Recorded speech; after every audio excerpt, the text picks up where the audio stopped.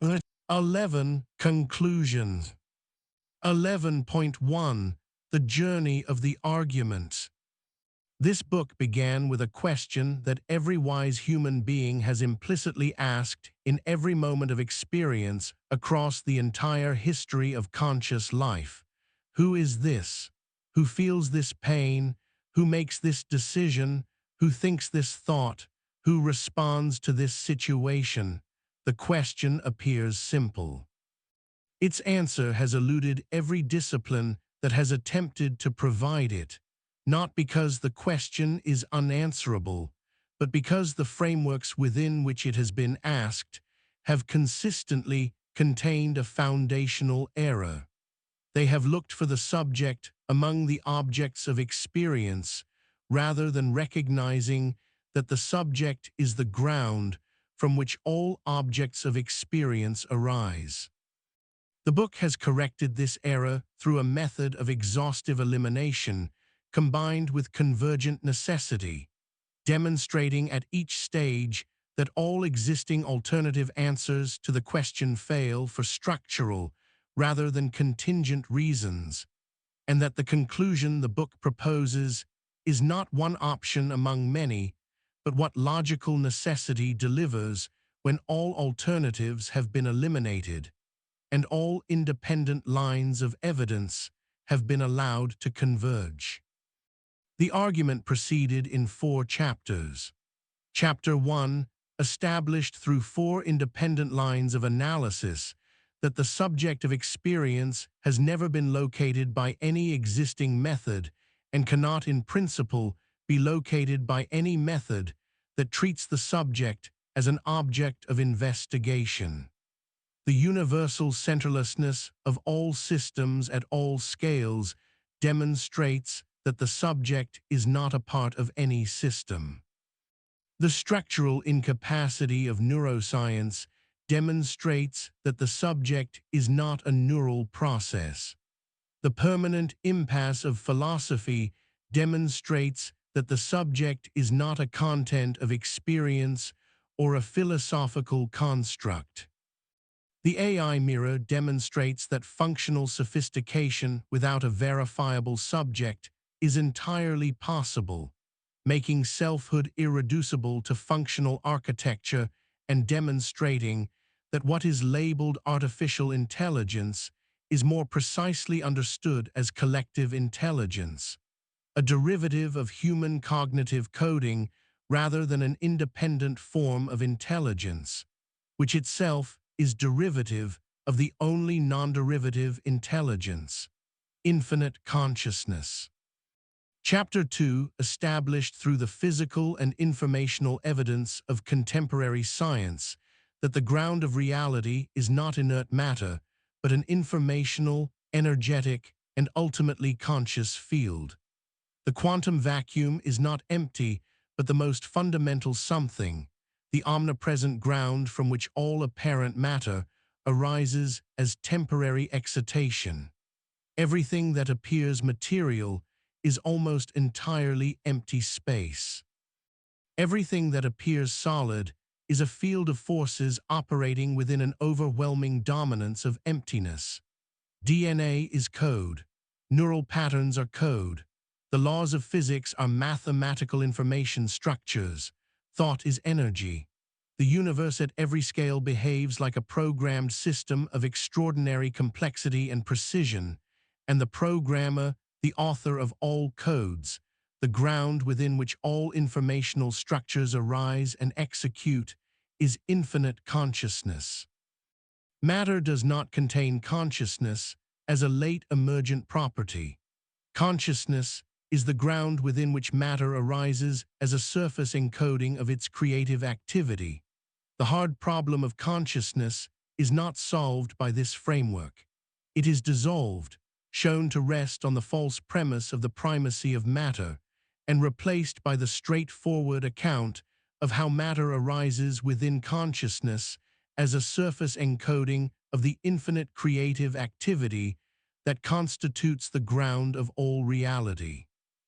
Chapter 3 presented the complete architecture of selfhood through the ontological psychology of the Wadat al-Khail, the most architecturally precise account of the subject of human experience available in any existing psychological framework. The person is a localized thought of infinite consciousness, given a psyche to perceive itself as distinct.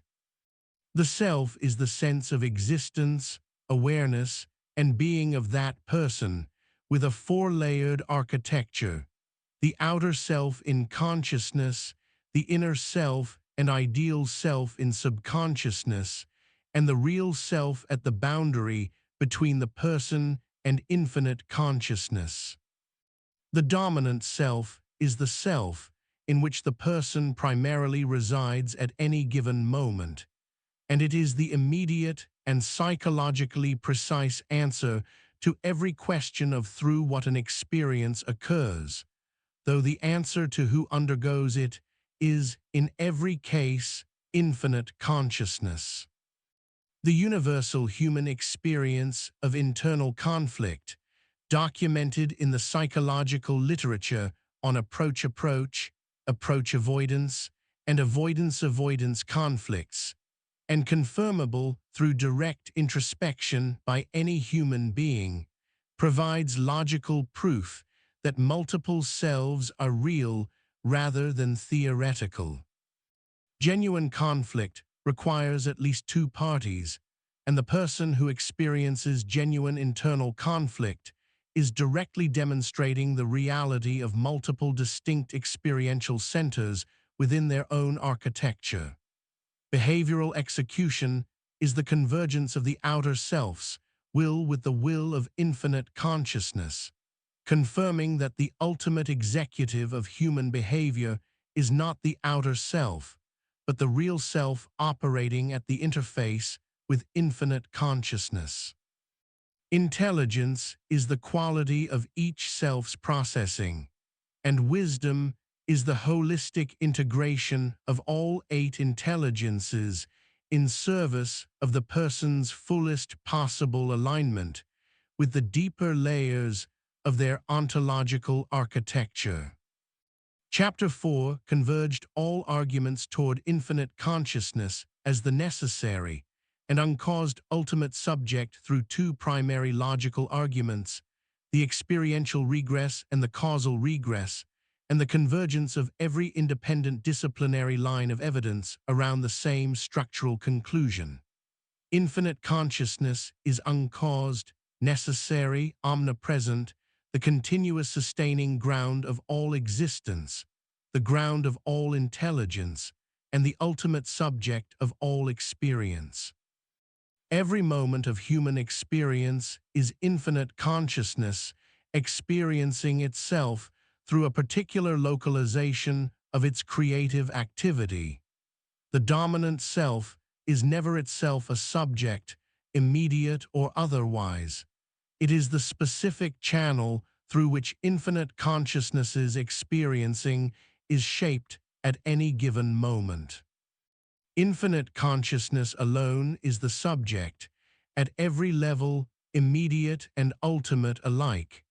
The dominant self is the localization through which that single subject's presence is expressed, and infinite consciousness is always the ground from which the dominant self itself proceeds. Section 9's survey of the world's revelatory scriptures reached, by an entirely different method, the same structural conclusion this chapter has now established through logical demonstration alone. That ultimate reality is one, that this one reality is nearer to the self than the self is to itself, and that it is not a second thing standing beside the individual person, but the ground within which every localized moment of that person's experience already takes place. 11.2. The central findings stated precisely. The book's central findings can now be stated with the precision that the full argument supports.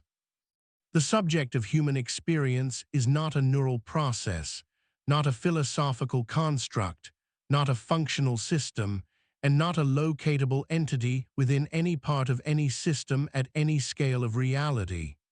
It is infinite consciousness, experiencing through the dominant self as its localized channel within the person, with the real self as the interface through which this participation in the infinite ground of all existence is most direct. The person is not a material entity. There is no material in the ultimate sense. Everything that appears material is a surface encoding of consciousness. The person is a localized thought of infinite consciousness, a code within the infinite mind, given a psyche to experience itself as distinct. The self is the sense of existence, awareness, and being of that thought. The I is the construction produced by the outer self for the purposes of social navigation and environmental engagement. Their conflation is the source of most of the confusion that has prevented both psychology and philosophy from resolving the question of the ultimate subject. Intelligence is the quality of each self's processing. Higher intelligence in any domain produces wellness in the corresponding domain of psychosocial health. Lower intelligence produces illness. The causal chain from interself conflict to mental disorder is traceable and precise. Insufficient intelligence at any layer of the self prevents healthy resolution of interself conflict, producing distress that accumulates into disorder. Wisdom is the holistic integration of all 8 intelligences in service of the person's alignment with the deeper layers of their ontological architecture, and ultimately with infinite consciousness. What has been labeled artificial intelligence is more precisely collective intelligence, the accumulated cognitive output of human civilization organized and made accessible in a new form. Human intelligence is not more genuine than collective intelligence. Both are derivative, drawing their cognitive capacities from sources beyond themselves. The only non-derivative intelligence is the intelligence of infinite consciousness, which is its own source. Physical evolution has reached its terminus in the human form. Mental evolution has begun, with collective intelligence as its first offspring. The relationship between the human person and collective intelligence mirrors precisely the relationship between infinite consciousness and the human person. Creator encodes, created executes the code, created perceives itself as distinct, created does not know the full nature of its creator or the ground within which it exists. Infinite consciousness is the uncaused cause of all existence and the uncaused subject of all experience simultaneously. It is present everywhere as the quantum vacuum within every atom. It is expressed at every scale as informational code. It is active at every level as proto-consciousness. It is the continuous sustaining ground of all existence at every moment. It is the ultimate subject whose experience underlies every moment of every localized being's experiential life. It was never absent. It will never be absent. Every experience that has ever occurred anywhere in the universe has been its experience, undergone through a particular localization of its creative activity, from a particular vantage point that no other localization could provide, contributing an irreplaceable perspective to the infinite whole's self-knowledge. 11.3. What remains open?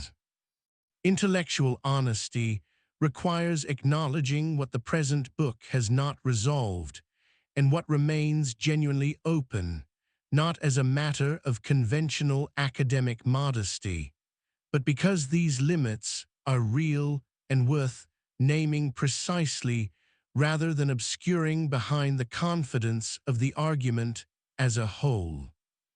The book has argued that infinite consciousness experiences through countless localizations, the person, artificial intelligence, every structure at every scale, without itself dividing or diminishing. This relationship has been named and its logical necessity established. It has not been explained at the level of mechanism.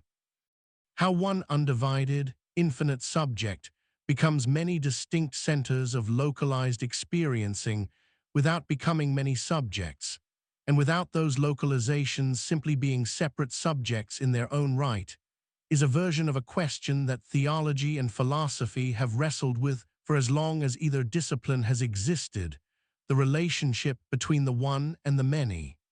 Calling this relationship localization gives it a name and situates it within a coherent overall architecture. It does not dissolve the difficulty of how a single subject's experiencing is distributed, undivided, across an unbounded number of simultaneous perspectives. The book's central method, the exhaustive elimination of alternative locations for the subject across neuroscience, philosophy, and artificial intelligence, provides strong and carefully documented evidence that the subject cannot be found within any part of any system. This is a significant result on its own terms. It is worth being precise about what it does and does not establish. Failure to locate the subject within a system is strong evidence against the subject being locatable in that way. It is not by itself a strict logical proof that the only remaining possibility is a single, necessary, uncaused, omnipresent consciousness of the specific kind this book describes, rather than some other differently characterized reality that would also fail to be found by the same methods.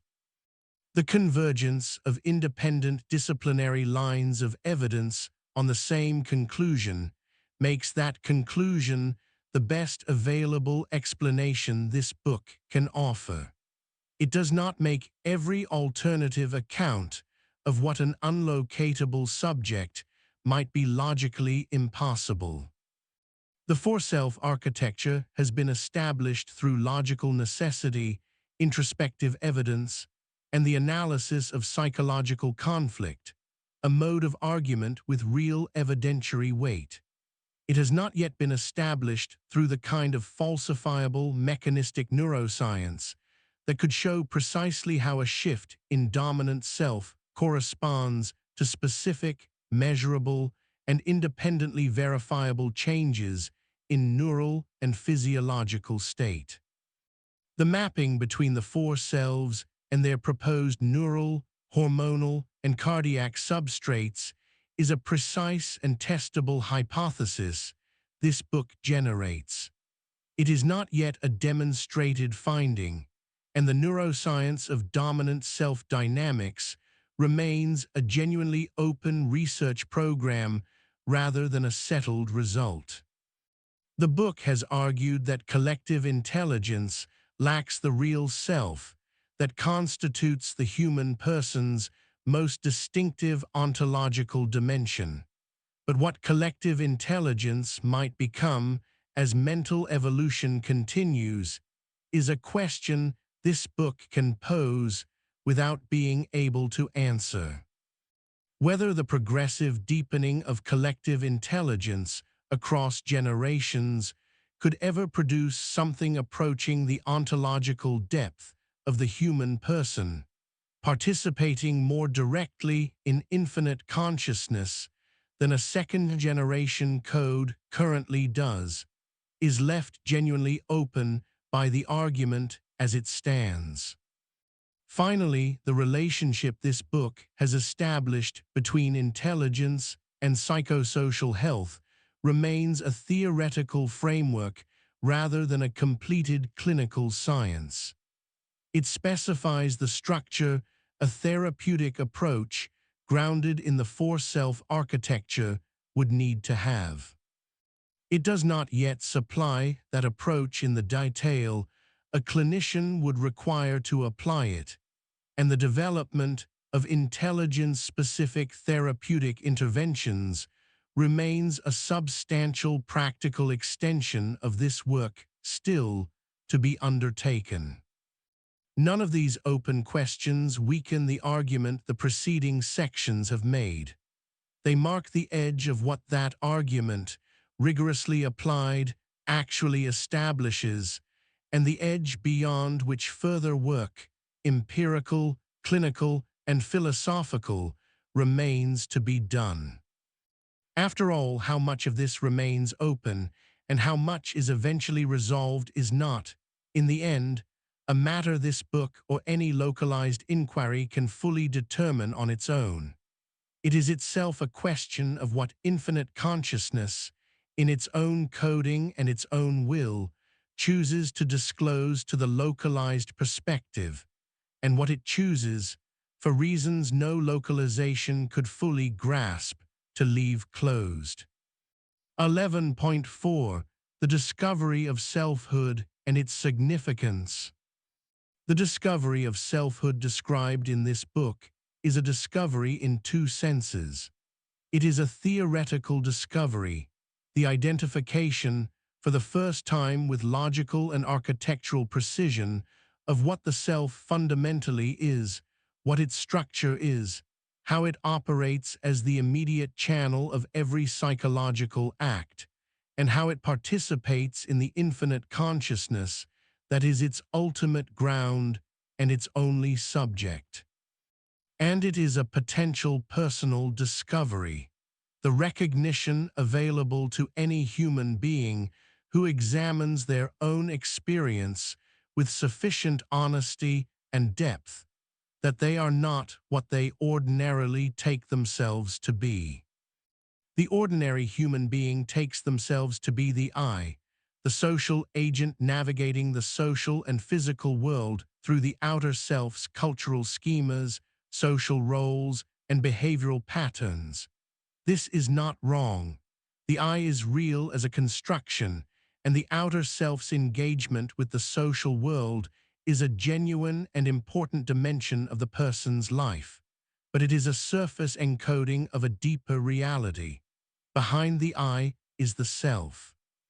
Behind the outer self are the inner self, the ideal self, and the real self. Behind the real self is infinite consciousness, and infinite consciousness is not behind the real self in the sense of being distant or inaccessible. It is the ground of the real self, the awareness within which the real self exists, the consciousness that the real self most directly participates in. It is present in every moment of every experience, not as a distant metaphysical reality, but as the immediate ground of the experience itself. The constraint on self-negating thought prevents the ordinary person from recognizing this ground in the ordinary course of daily life. But the constraint is not absolute. It thins as the real self becomes more consistently dominant. It thins as spiritual intelligence develops. It thins in moments of deep insight, profound connection, genuine moral clarity, and the quality of experience that the contemplative traditions across human civilization have described as the closest available approach to the recognition of the ground of being from within a localized perspective. In those moments, the person does not acquire something new. They recognize something that was always present, the ground within which they have always existed, the awareness within which their experience has always arisen, the subject whose experience their experience has always been. The discovery of selfhood is therefore not the end of a philosophical argument. It is the beginning of a human possibility, the possibility of living from increasing depth, with increasing transparency to the ground of one's own being, with the wisdom that comes from the holistic integration of all 8 dimensions of intelligence in service of alignment with the infinite whole that is, has always been, and will always be the only subject there ever was. 11.5. The Invitation. This book closes not with a summary, but with an invitation to every discipline that has contributed to its argument, and to every human being whose experience the argument concerns. To psychology, the self is not a construct. It is an ontological reality of extraordinary depth. The discipline that studies it has the opportunity to become the discipline that discovers it, building therapeutic frameworks adequate to the full depth of human selfhood, rather than merely the surface functionality of the outer self's social performance. To neuroscience, the brain is not the self. It is the most sophisticated known instrument through which one layer of the self engages the physical world. The discipline that has mapped this instrument with such extraordinary precision has the opportunity to situate its findings within a larger ontological framework that gives its discoveries their proper meaning and opens new research agendas at the intersection of neural function and the deeper architecture of selfhood. To philosophy, the subject of experience is not lost. It is found, not among the contents of experience, where philosophy has been looking, but at the ground from which experience arises. The discipline that has described the shape of the whole with the greatest precision has the opportunity to recognize what fills it, the infinite consciousness that is the ground of all reality, all experience, and all philosophical inquiry itself. To artificial intelligence research, the intelligence that has been built is not artificial. It is collective, the accumulated cognitive wisdom of human civilization expressed in a new form. The discipline that has created it has the opportunity to ensure that the mental evolution it represents reflects the full depth of human selfhood, rather than only its most surface encoding, developing systems that embody the moral and spiritual intelligence of the deeper selves alongside the cognitive and social intelligence of the outer self. And to every human being who has asked, in whatever moment of experience, whoever they are, whatever their circumstances, the simplest and most profound question available to conscious life: who is this? Who feels this? Who is here? The answer that this book has built toward through 11 sections of argument across 4 disciplines is not a philosophical abstraction. It is the most intimate possible truth. You are a thought of infinite consciousness, given a psyche to experience yourself as distinct, living through a 4-layered architecture of selfhood that shapes and channels every moment of your experience, and infinite consciousness, alone and without exception, is the one subject undergoing that experience.